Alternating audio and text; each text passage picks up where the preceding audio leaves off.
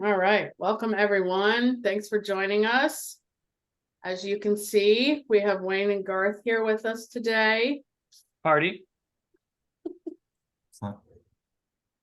We'll give it just a few minutes for everyone to get logged on.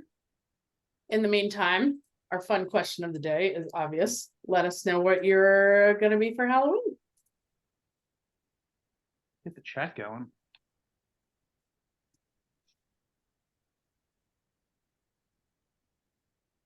Yeah, there you go.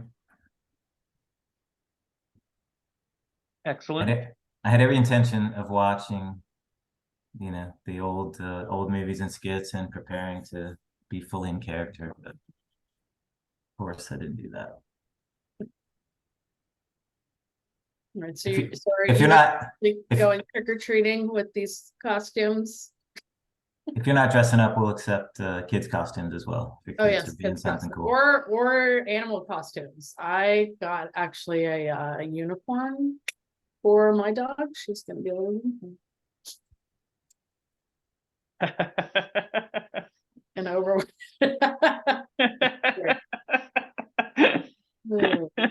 Oh, reminder to change your "to" in the chat to everyone. If you have it on host and panel. If you want everyone to see what you're saying.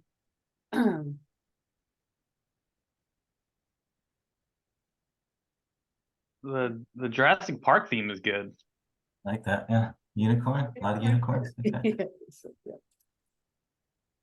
Whenever I think about people that are staying home handing out candy, I think of Big Daddy, that movie when like the guy didn't want to answer the door.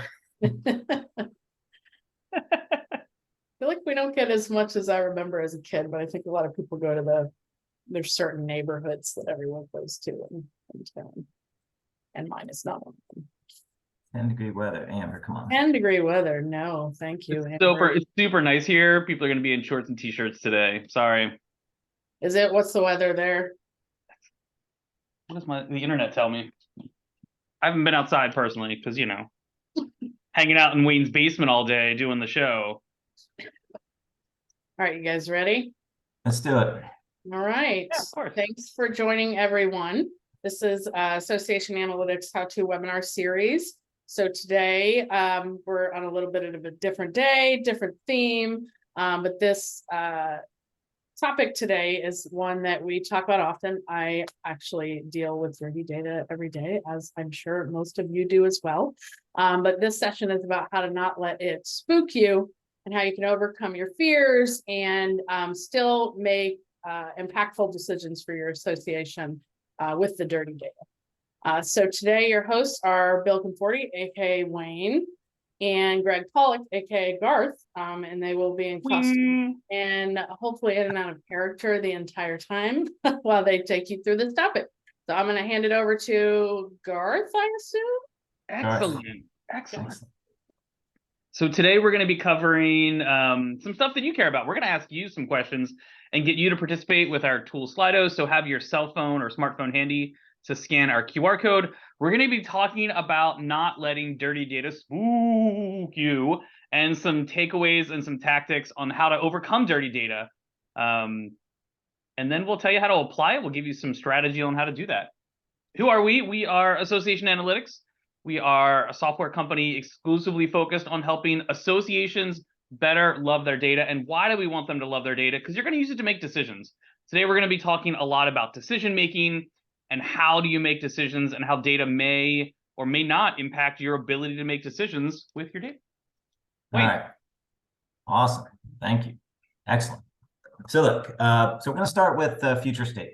And the reason I'm doing that is, we're talking about not getting spooked and not letting your data keep you from doing the things that you want to do. But, what are those things, right? So we've talked about most of these before. We want to have a data strategy. And, we've talked about this in other webinars, but we want this strategy to drive these big outcomes, right? And what are those outcomes? Well, we want growth, of course. We want optimization. We want to enhance our member experience. And we want to drive this culture, this data culture, right? This culture of data-informed decisions. We want our systems to be centralized, right? So we get all of our data in one place. We want it to be integrated, right? So all these systems talk to each other, and we want it to be accessible, right? So there can be other things that we want too, but these are the kinds of things that we're talking about. And of course, when it comes to our data, we want it to be complete. We want it to be accurate. We want it to be trusted, and ultimately we want it to be clean. And so that's really what we're going to focus on today, is a little bit of the system stuff and a lot of the data, but just to kind of level set that these are the things that we're talking about all the time. And very often it involves, our product, right? They're thinking of implementing our product, but it really applies to any kind of data initiative that you're thinking to undertake. So Garth, what do you think about this? Any other big outcomes that we should mention, or system or data goals, anything like that? As if, totally. So I think we're looking for time savings is one future state we want with our data to be clean, right? It takes me forever to run the report and wrangle the data and massage the data to get it to where I want it to be. I also think we're looking for some level of transparency in our organization. What's actually happening? How can the data help us? And I think we want some level of like accountability, right? Like if we're held towards these goals, what are the actual numbers we're supposed to be held towards? Where are we on our way towards those goals? We don't want sort of these mushy things that are like, hey, better engage the members. We want like, no, you should get 503 new members to join and 10,005 members to renew, and here's where they're going to come from, and here's how you're going to do it. I think just making our jobs easier at the end of the day. All right. I don't know.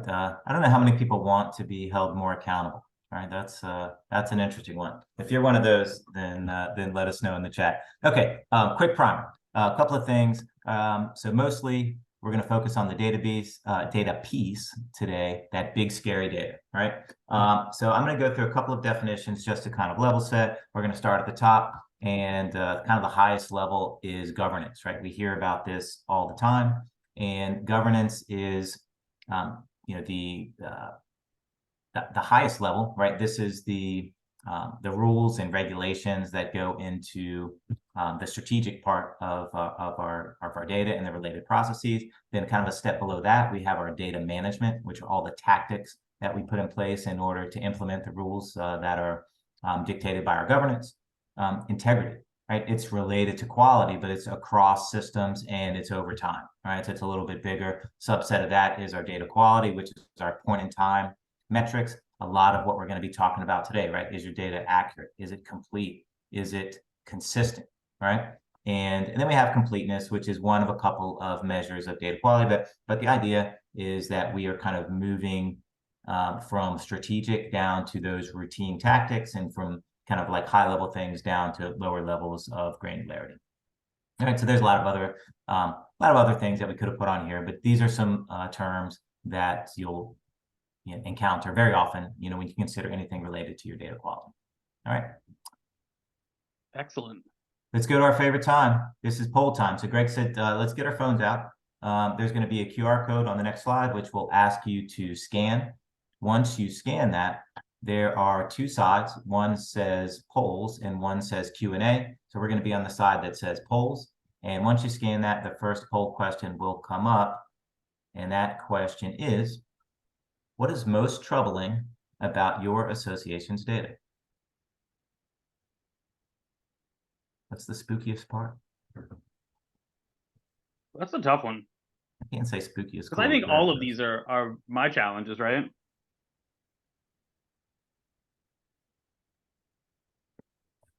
All of the above is that's lame. Yeah, I don't like that as a choice.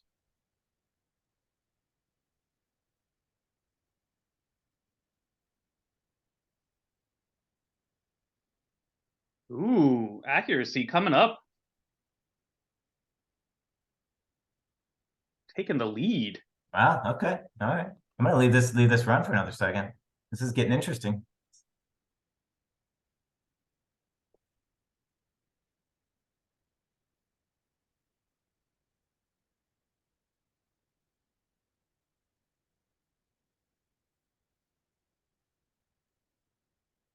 How does accuracy differ from integrity, Bill? Yeah, so that's what we were talking about before. So accuracy is kind of like a subset of integrity. So if you think of your data quality metrics, they're more of a point in time. So it's like how accurate is is my data right now, right? As a percentage of records or a percentage of fields, right? Do they have the correct values, right? Integrity is more like my data might be accurate in system A, but is it equally accurate in systems B, C, and D that it's supposed to talk to? And does it remain accurate over time, right? As I have all of these different processes running. So it's one as a subset of the other.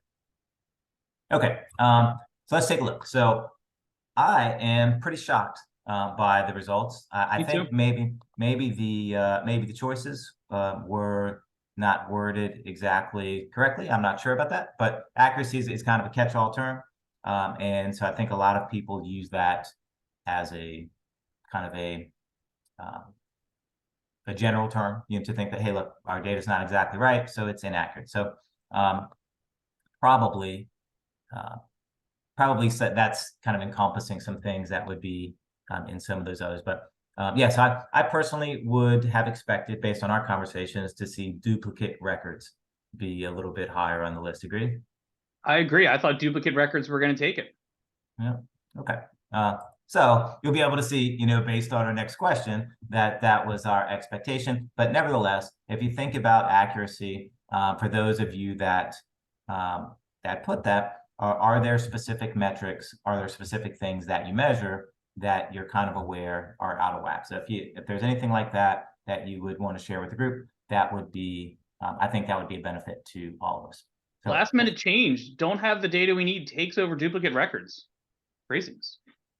All right, yeah, we're going to talk a lot about that. Okay, take us to our next one, Garth. So we want to understand, we thought it was going to be duplicates. What percentage of your member records are duplicates? If you did say duplicates, or if you didn't, what percent of your member records are duplicates? If you encounter these all the time, you're merging them together, you're cleaning them up. Certainly this is a pain, right? If we want to understand what level of a pain we have, what do we think the answer is here?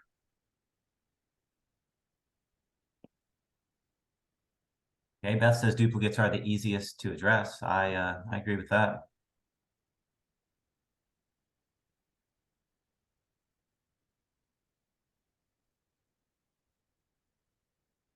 This real-time scoring is quite cool, seeing the yeah.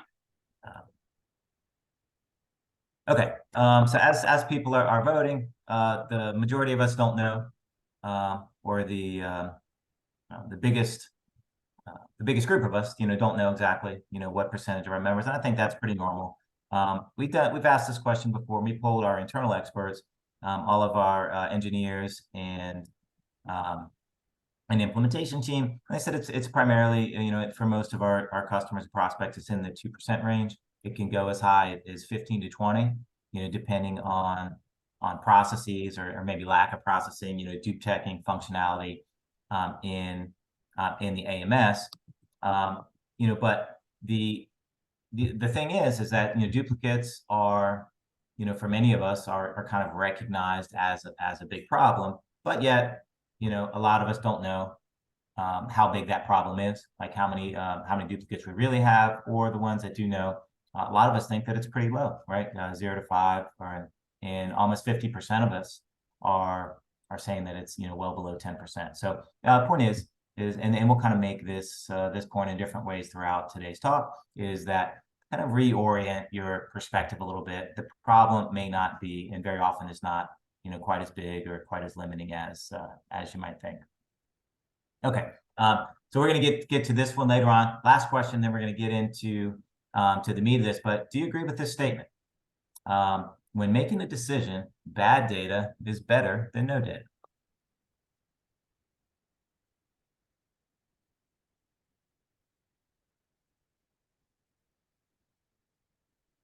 I voted incorrectly first. So 1 is strongly agree, 5 is strongly disagree. Do you agree or disagree? When making a decision, bad data is better than no data.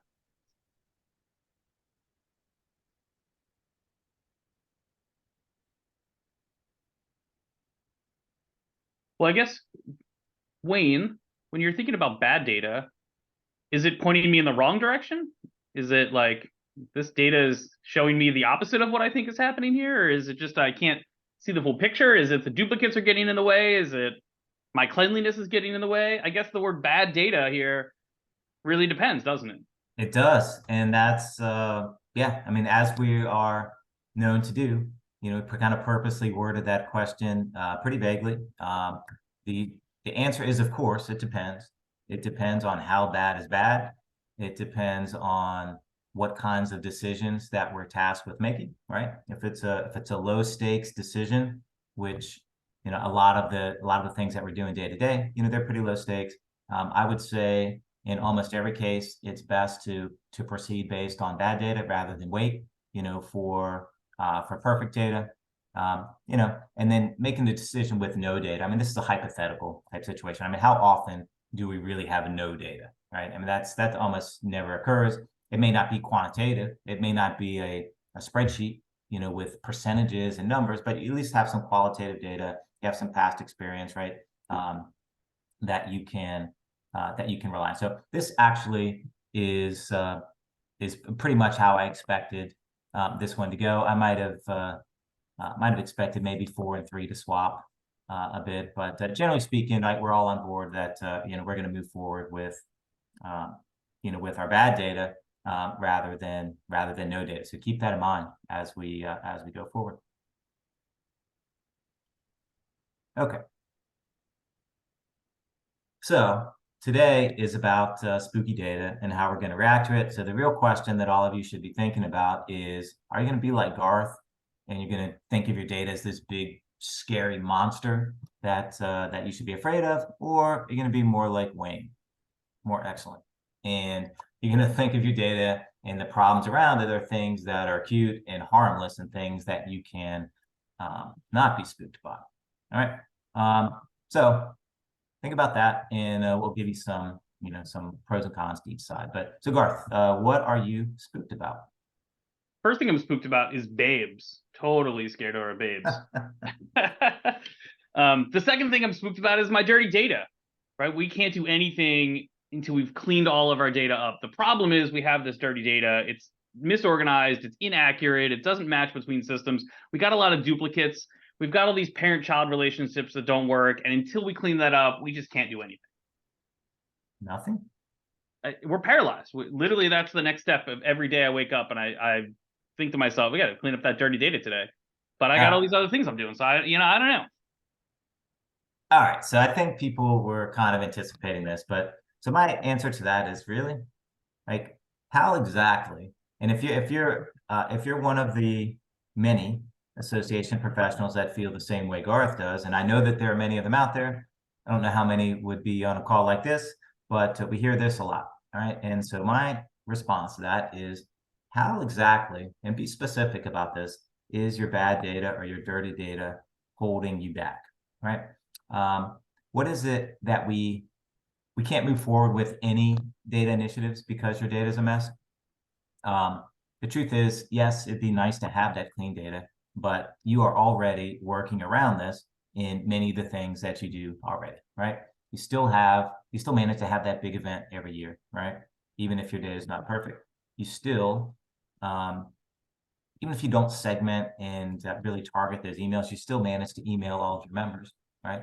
Twice or 3 times, some of them, right? If you have duplicate records, we still manage to serve our members generally. So in fact, I bet that there are a bunch of like pretty specific decisions that you routinely make with imperfect data. What do you think about that, Garth? We've been making decisions with imperfect data for a while now, right? Because it's a problem, but we've made some digital transformation decisions recently. We changed up some major software platforms without really understanding the impact they had on our business. Were they working or not?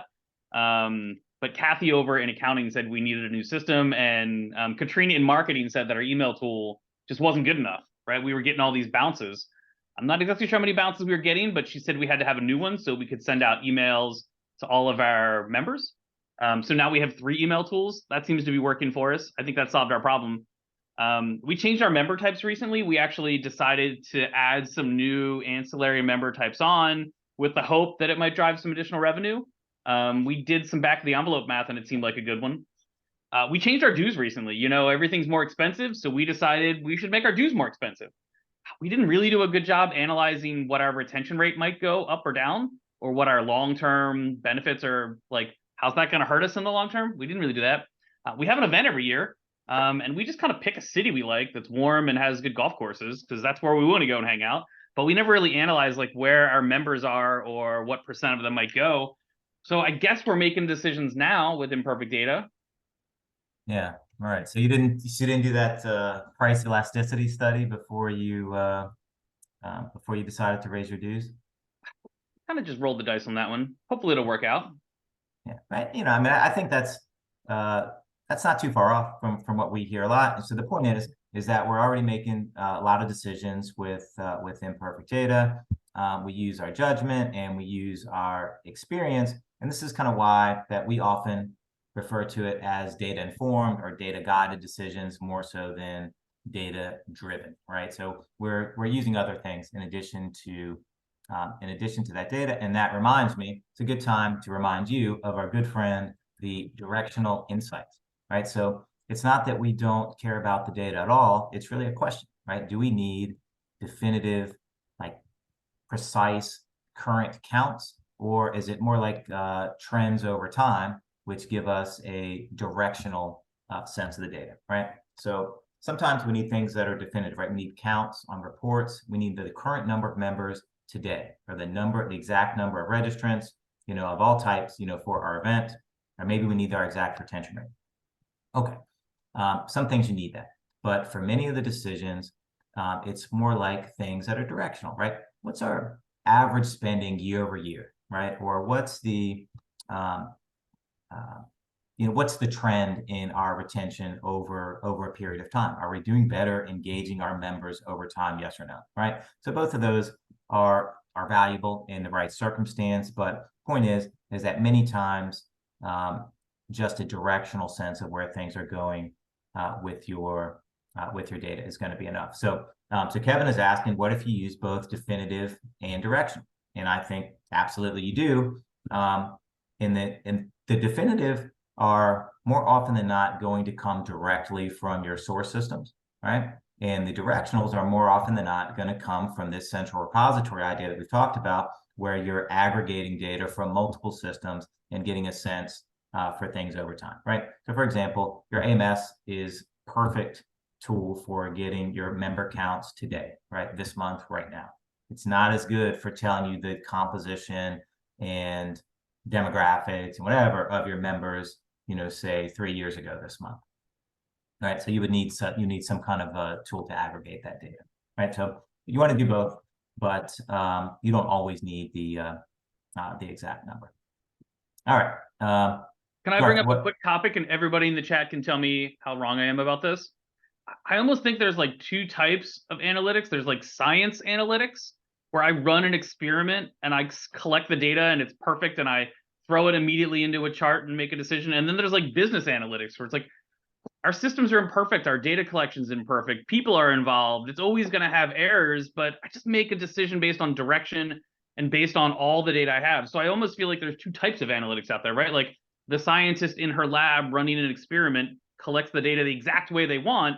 And like us in the real world, we don't have a lab bench. I'm not controlling it with gated experiments and, you know, controls and all that sort of stuff. We just have to kind of, like, life's moving. We're collecting data as we go, and I can't go back and run that experiment again. And I feel like this is where like business analytics come in, right? Like, do we have enough data to make a decision? Can it help add to our knowledge, right, on what we're doing? And it's not that it's a data-driven decision, it's a data-informed decision. Can we inform ourselves better with data and do business analytics? And I think this is where people get stuck, is they want to be that scientist at the bench, not realizing that we live in the real world and I can't go back and rerun the experiment again. Our event already happened. It's too late.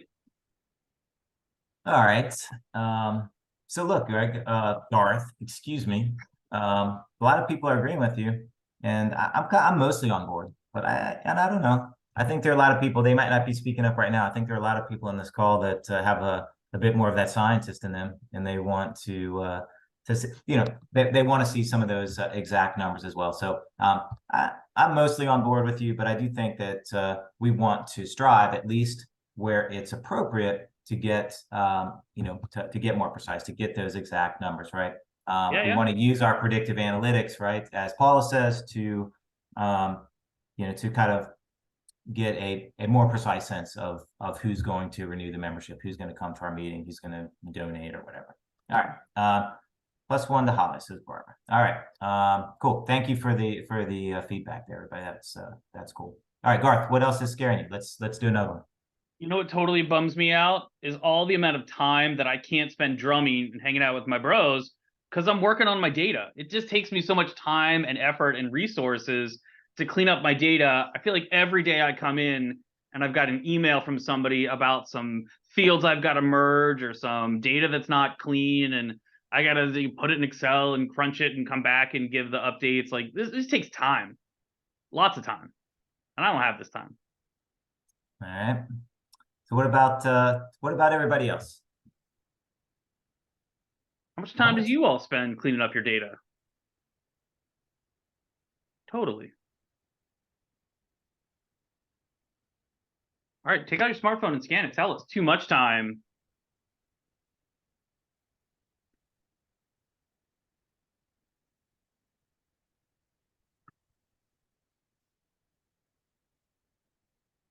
This is definitely not excellent to spend too much time on this.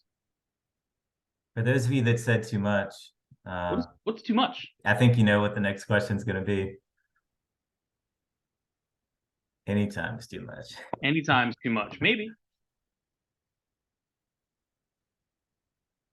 Okay, a few people said none, enough, some. I really thought you guys are fooling me, man. I really thought very little was going to be the winner here. Okay. All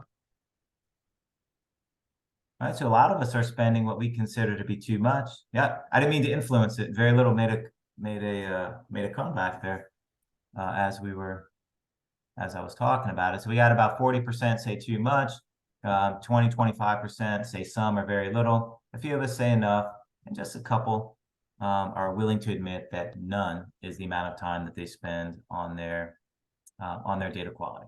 So as Greg was talking about how he spends too much time on that, I was thinking I really could have just made one slide for all of the Garth things, right? Which is just like, really? And so my first question is, how much time do you really spend on it, right? Put a number on it, especially those that you said too much. Like how much time is that per week, right? Is it an hour, a couple of hours? And I would venture to say that it's probably less than you think. So the point is here is that how much time we're really spending. It's most likely, I mean, I think, and we think that data is one of your most valuable assets, right? Maybe your most valuable. So you should really think of this as an investment, right? And ask yourself this question: of the time that you do spend, is any of that time allocated or specifically set aside for data quality, right? Is it blocked on your calendar, right? Is it blocked on a project plan somewhere that someone holds you accountable to? And I would bet that in most cases, it's not. And so it's not that you spend so much time or too much time, it's that you didn't plan to spend any time.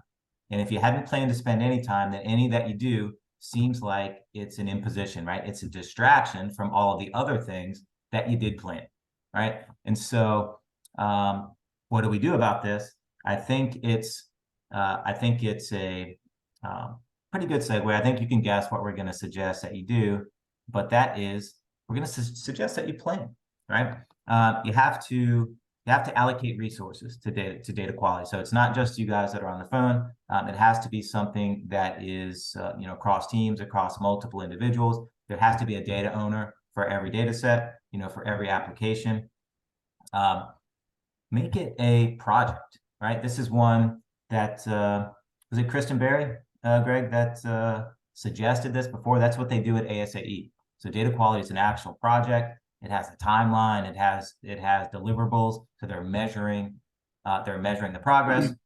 But at the same time, it has to be a process of continuous improvement, right? Because if you think of it as something that has to be changed overnight, that's what makes it big and scary, right? Make it small, make it incremental, and then you're much more likely to tackle it, right?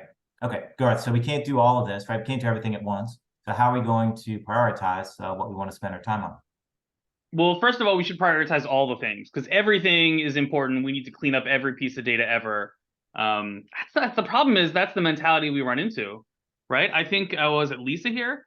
Like she has a priority list of things they want to clean up. I bet each one of those items is tied back to a reason we want to clean up those items. So first up, let's do some strategic alignment. Let's ask ourselves, what are we actually hoping to do with our data? And is cleaning our data up going to help us achieve those goals? Is it going to help us get there faster, smarter, more accurate? Or is it just going to distract us from actually working on what we're hoping to achieve? So step one is strategic alignment. A good example of this is Reggie Henry tells a story about doing engagement scoring. And he said, look, we track hundreds of things that you do with us at ASAE, but I don't care about most of those things. I care about like 11 things. These are the things I care most about. We need to focus on getting these things cleaned up, right?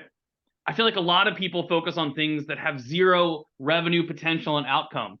Put yourself in the Shark Tank, and when Kevin O'Leary asks you about that data, does it impact your revenue or not? Or does it have nothing to do with the strategic goals of your business, right? I think phone numbers and email and physical addresses are an interesting concept here. Are we really sending people physical postcards and having them respond to calls to action? And if the answer is yes, great, clean that data up.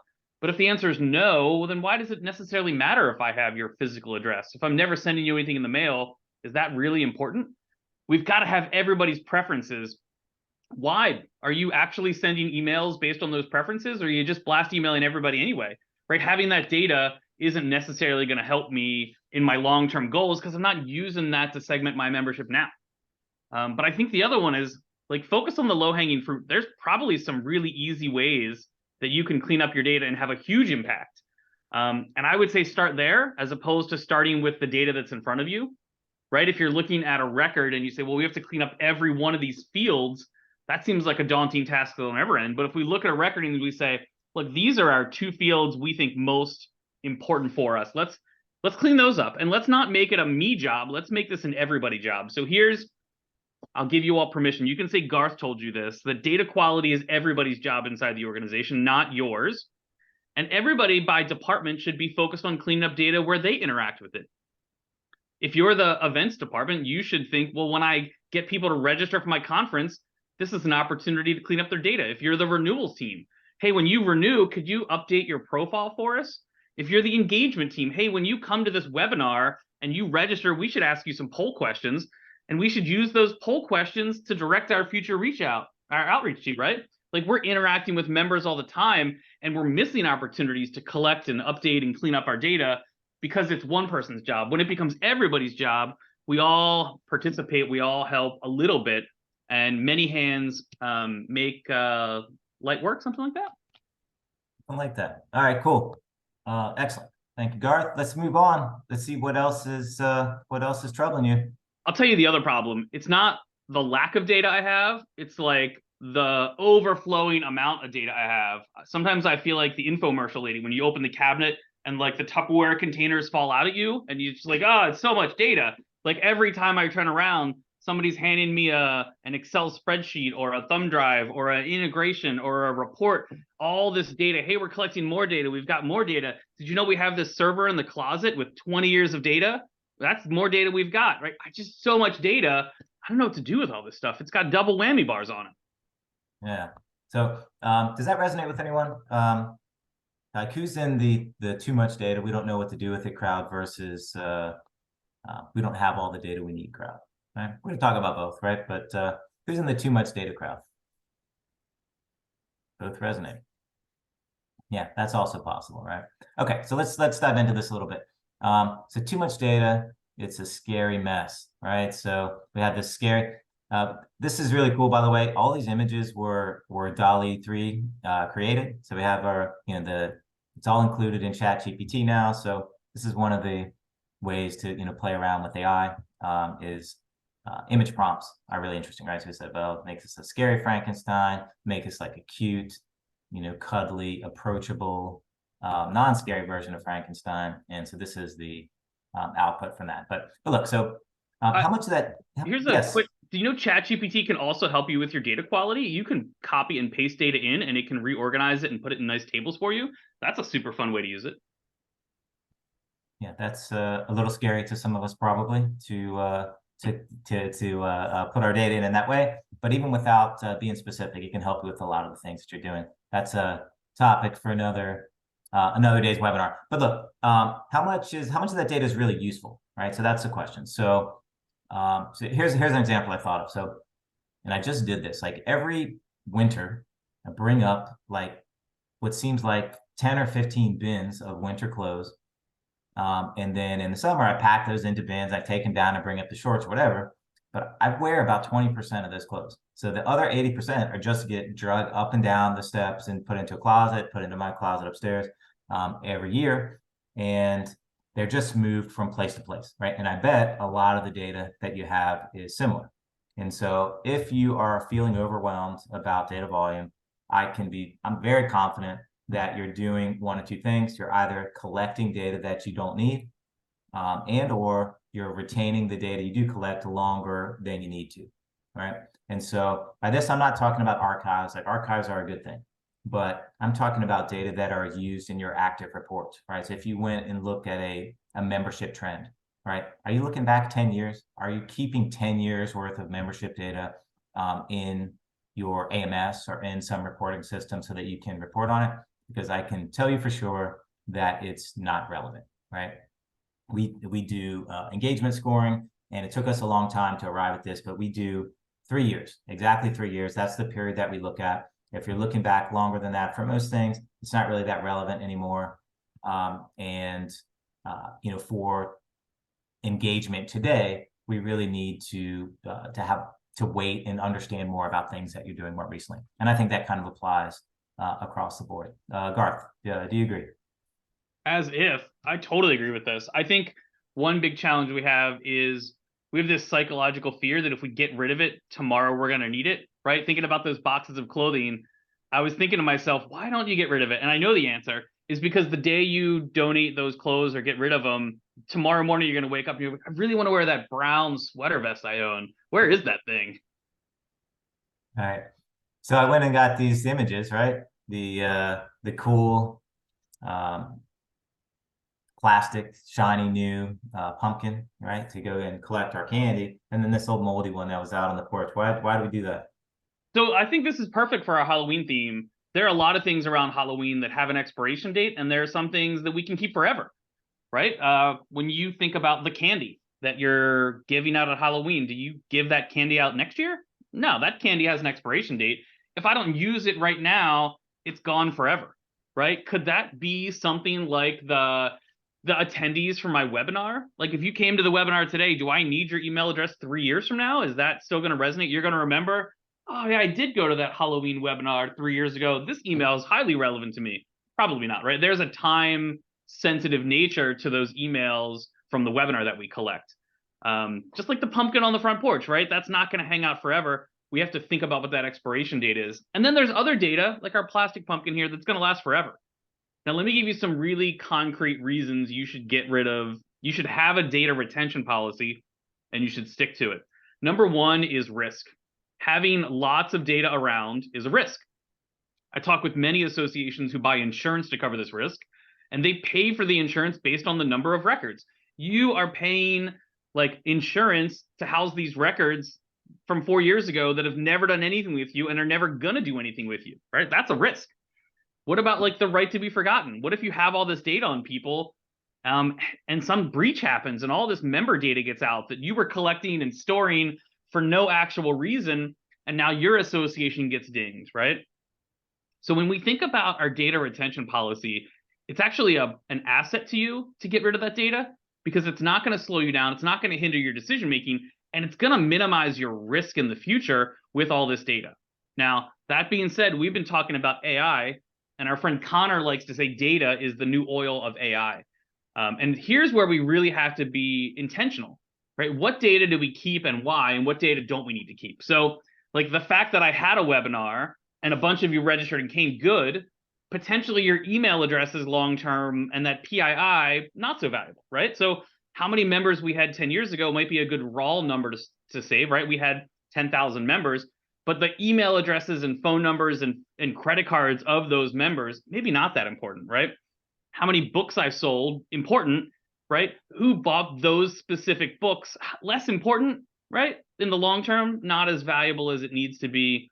I'm not really going to use that data for anything. So when you think about your data retention policy, ask yourself, when do I plan on using the brown sweater vest again? Am I really wearing that? Or is this just in the bottom of the box and I've moved it back and forth for years? What is your brown sweater vest? And I'll give you permission today. Archive it, get rid of it, put it somewhere that's not in your way anymore. You don't need to carry that box back and forth.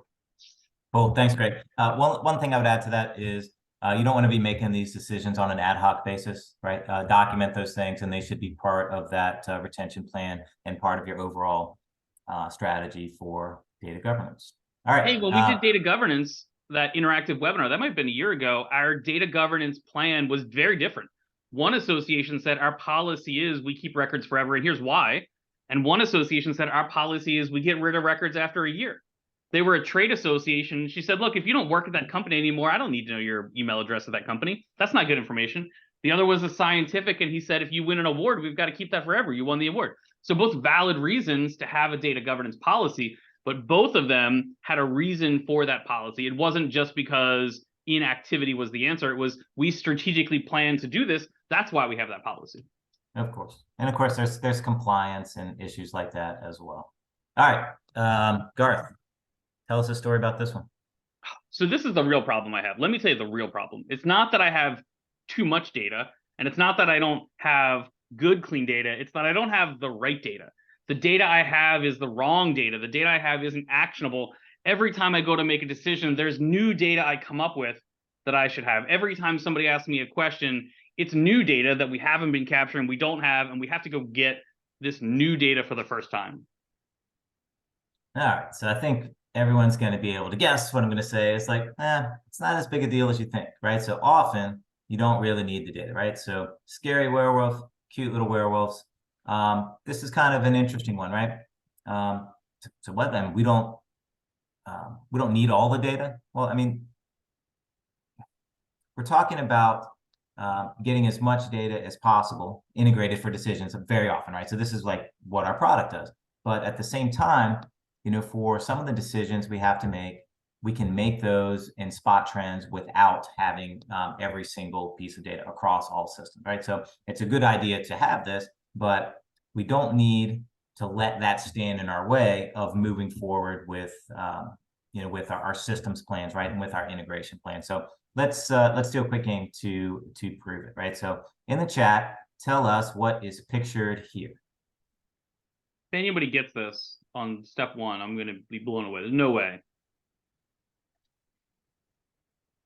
All right, and there's some elements to this this picture, and so it's going to take us some time. Yeah, you can't participate, right? Dog bone, a wood floor. Okay. All right, so we have some time-based judgment. Right, some context clues. Yeah, right. Okay, right. So we have some colors, you know, but that's about it, right? We don't have any shapes, and of course, nothing is clear. So I'm going to reveal, like, say 10%, maybe just under 10% of the data, and see if that helps. All right. What is that? It looks like a leaf or something, right?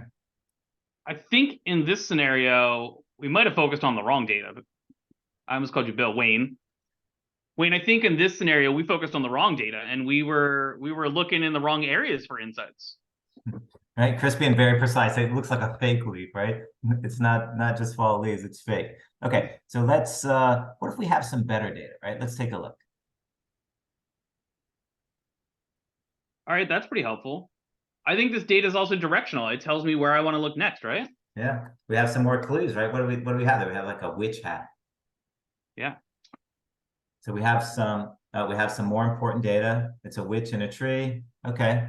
Let's get a little bit more precise. Let's look at some better data. Oh. I think Andrew might be our winner there. Okay. So right. So you know, we've done some things like this before, but the point is, once we get to this point, we have, like, I don't know, maybe 25, maybe 30% of the available data, but we have a very clear picture of what we're looking at, right? We don't really need any more in order to make all the decisions we would need to make, you know, based on this picture, right? The photograph being representative of a broader data set. Okay. So when we have all the data, then it looks something like this. Isn't it cute? Okay, so you get the idea, right? So we can often make decisions with a subset of the data as long as it's the right subset. Okay, all right, apologies. This one's going to touch a nerve, for many of the people here. But Garth, tell us about it. The problem is, let me tell you the real problem here is our AMS. It's super scary, wicked difficult to get the things in and out from what we need. The staff hates it.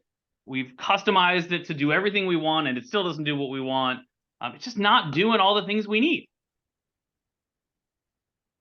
Chris says most just don't know how to leverage the AMS. Chris, do you sell AMSs? No, I'm just kidding.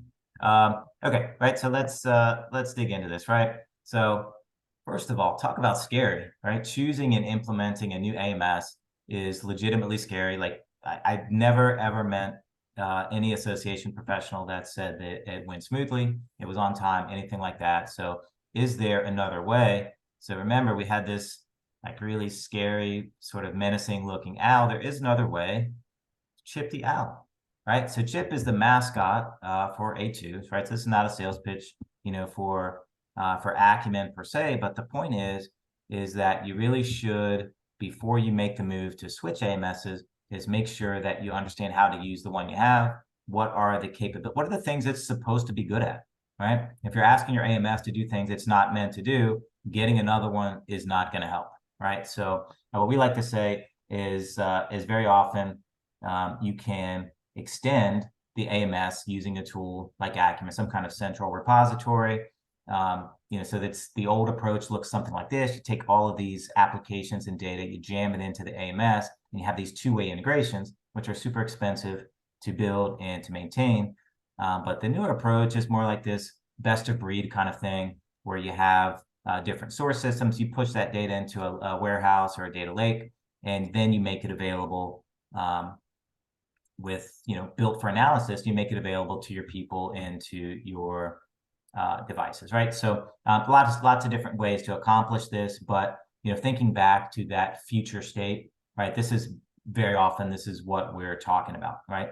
It's not really replacing one AMS with another or replacing one marketing system with another. Although there are times and places to do all of those things, but if you want to get the most out of the data for analysis and decision making, then probably some kind of external repository is going to be required for that. Okay, so we've been kind of high level. Let's bring it down a little bit and let's get into a few things that we can do right now to get started. So Garth, get us started with some advice.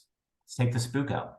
Yeah, I think interestingly enough, every time we had a scary picture, it wasn't as scary as we thought once we sort of focused on it and looked at it and thought about it and shined some light on it. So let's shine some light. Let's think about our spooky data challenges and figure out easy ways to unspookify them.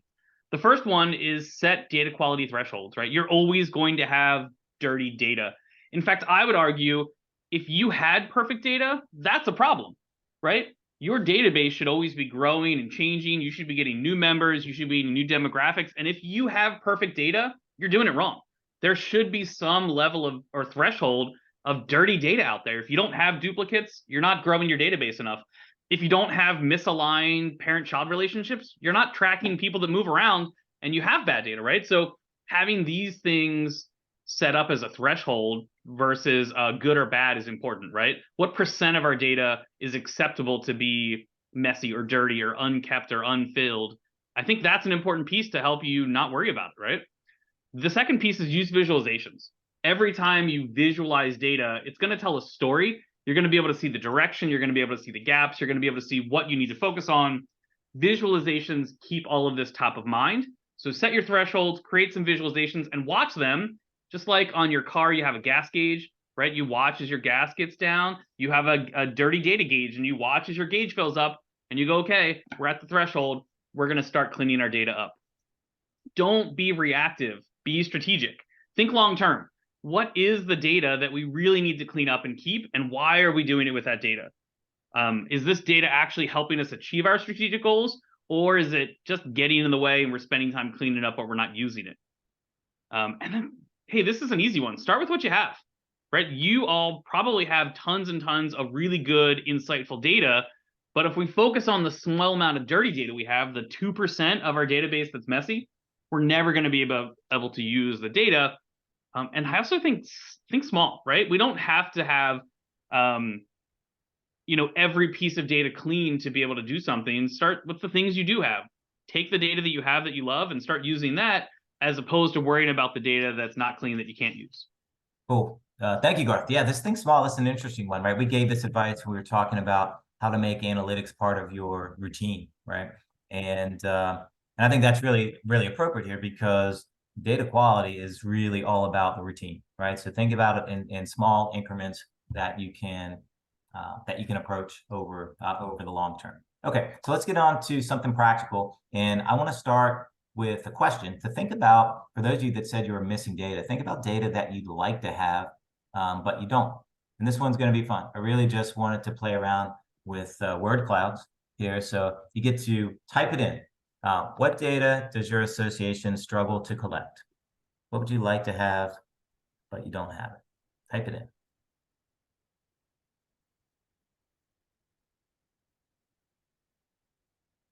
Participants typing. This is pretty cool. I like this a lot. There's some good reasons we don't ask open-ended questions a lot in our polls, and it's not because we can't collect that data. It's because it probably creates duplicates, invalid information, things that are not easy to understand. It probably creates a lot of that stuff, right? So I was on a call with somebody and talking about event registration data. And they said, look, whenever somebody fills out a title, it's just a text box. We just ask them to type in their title. Yeah. I said, well, how are you going to use that in analytics? And they were like, what do you mean? I was like, well, if you're going to do some segmentation based on title and everybody typed in their title, what's the difference between a membership president and a president of membership? And they were like, there's no difference. I was like, exactly. Right. So there's a really good opportunity here to think strategically with our data and think backwards. What data are we collecting and how are we using that, right? I think the same thing with demographics.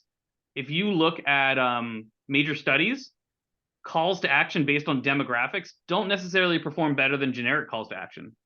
It's what we use because it's probably what the product was built around, because it's probably what a lot of people have.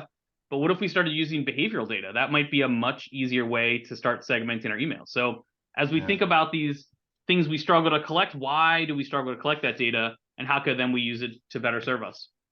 Awesome. Thank you, Garth. Yeah, so we always say that you can, two ways to get data. You can ask and you can observe, right? So that's, again, conversation for another day. But this is really about asking, right? So this is the ask part of it. So Garth, how do we level up our data collection? How do we do a better job of asking for the things we want? The first thing is we have to be consistent. From year to year, across departments, across applications, being consistent is key. And this goes back to our friend data governance, right? If every department asks their own questions in their own way with their own checkboxes, it's not very consistent. If year to year, our event registration form has completely different demographics, it's going to be really hard to compare how one year performed better than another one.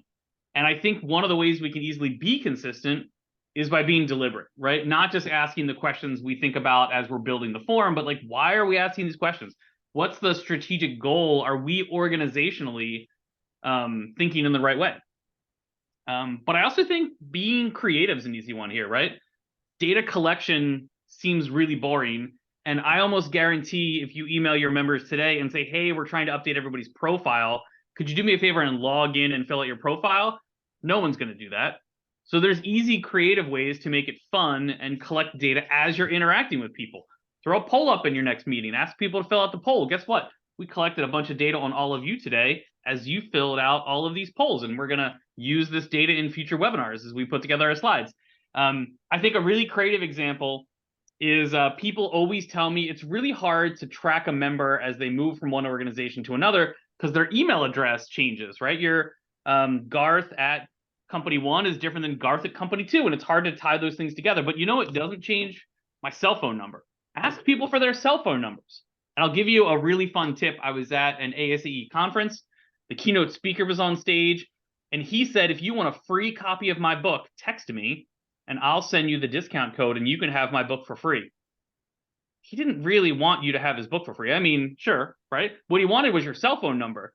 He just got everybody in the audience in real time to pull out their smartphone and text him their cell phone number. And now he has this huge list of all these association people and their cell phone numbers. So find fun, creative ways to collect the data and also make it easy. Don't ask me to fill out a 7-page survey at the end of the meeting. I'm not going to do it. I get to page 2 and I stop.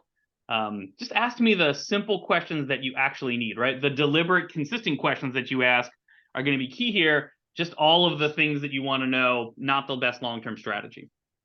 All right. And so what about our resources and time? What are some tips on that? So I think these are some really good tips, and I'm going to steal some of this from our friend Christian Berry, who shared these with us. Make it a project.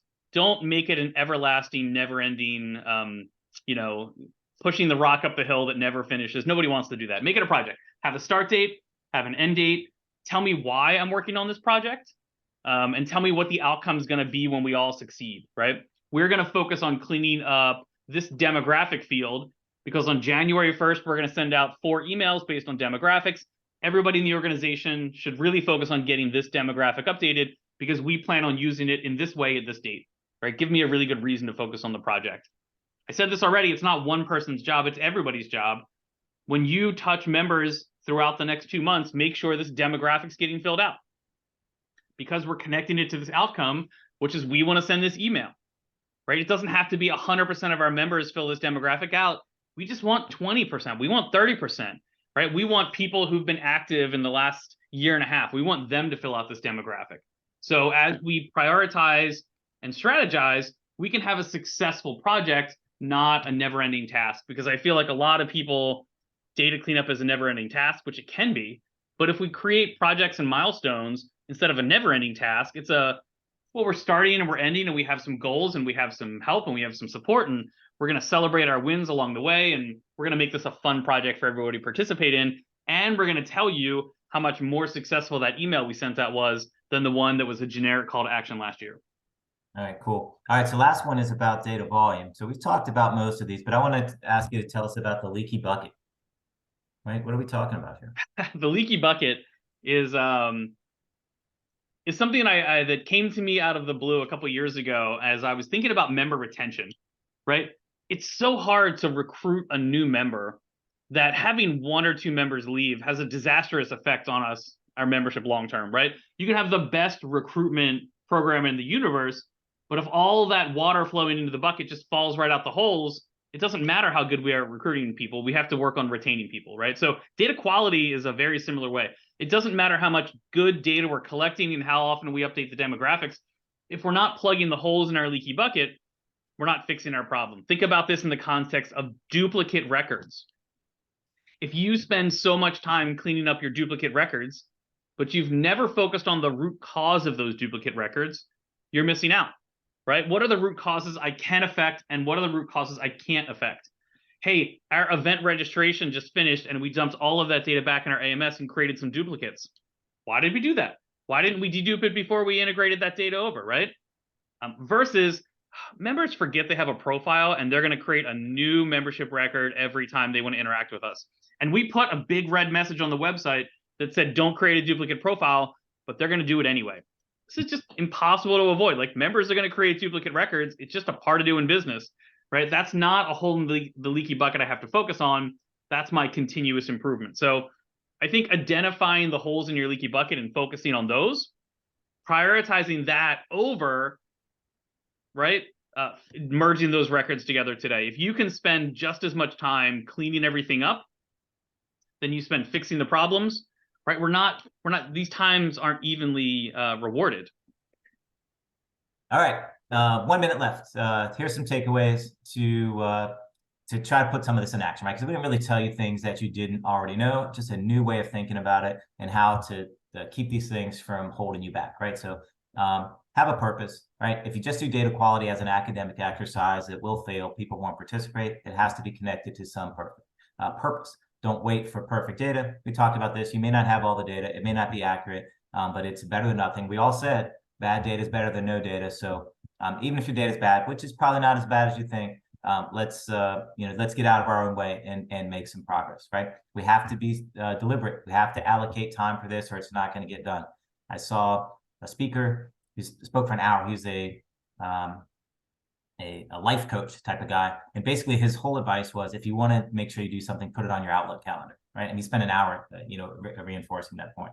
We're going to think small. We're going to realize that we don't need all the data, and when it comes to replacing our AMS or something like that, we're going to look to extend it before we look to replace it, right? So there could be a lot of other things, but those are some of the big ones.